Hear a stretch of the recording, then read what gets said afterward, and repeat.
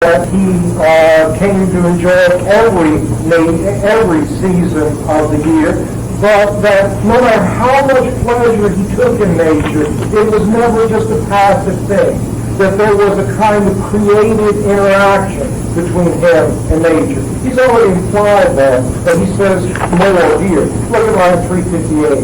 But let this be not forgotten, that I still retain my first creative sensibility, that by the regular action of the world my soul was unsubdued. So the world acted upon me, but I wasn't totally passive to that. A plastic power abode with me. Plastic here means a power that can shape things.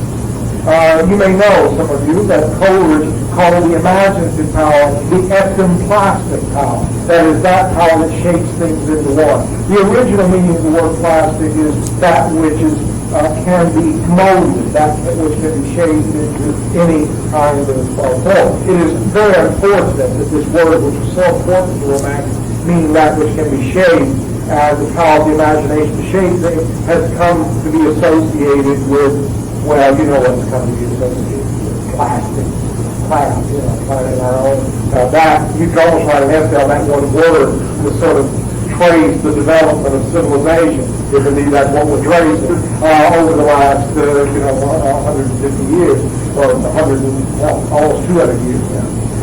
But he goes on. A plastic power abode with me, a forming hand at times, rebellious, acting in a devious mood, a local spirit of its own, a will, the general tendency, but for the most subservient strictly to external things with which it communes. An auxiliary life. Now what's this? What is an auxiliary life as opposed to main life?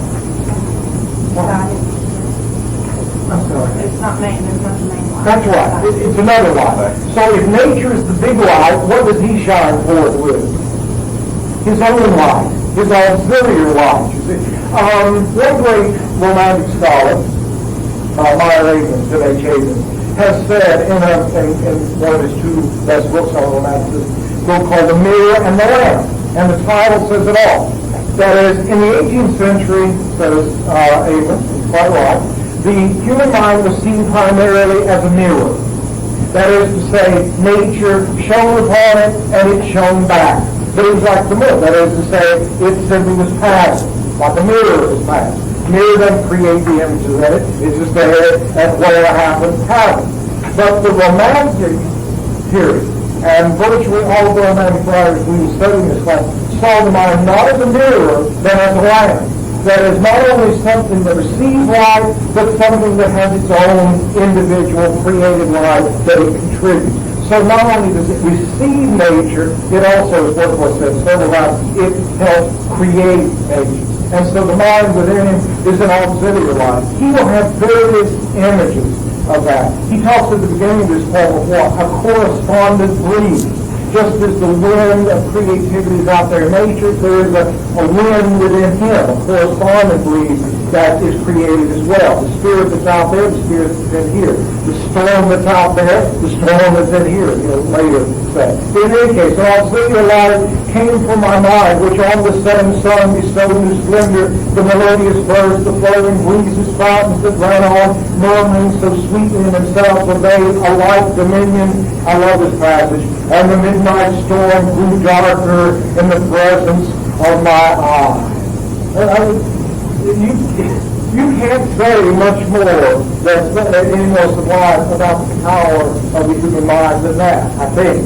Hence my obeisance, my devotion hence, and hence my transport, meaning my transcendence of ordinary things. He goes on to talk about the many affinities and connections that he was able to see. And finally, these affinities lead him to see the ultimate oneness, the organic unity of all things in nature. He says, I finally came to feel that I was associated with everything, or as he puts it, everything that flies, or hops, or leaps, or every creature, and then finally that leads him to move upward so that he has a sense of being connected with what he calls the uncreated. In other words, it goes from himself to nature, all the animals in nature, and then finally up to the uncreated. That is to say, what we would routinely and ordinarily refer to probably God. And that all becomes one great unity. and he is most grateful for this sense of, here it is, he tells us on 335, throughout that whole page. And finally ends book 2 by saying, as a result of this sort of creative power that he has been given, and also, and of course he assumes that this is a creative power that virtually all of us, to one degree or another, have, that it is instinctive in human beings, that in many it is lost along the way.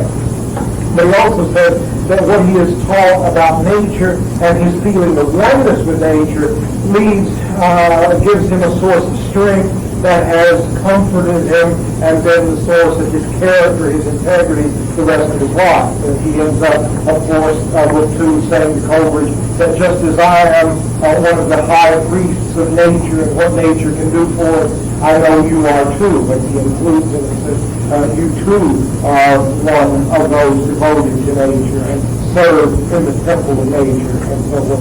Well, in books 1 and 2 of the Prelude, as you can, I think, see, we have, in essence, the sort of glorious early experiences of Wordsworth. You might indeed say that these are the books of innocence for Wordsworth.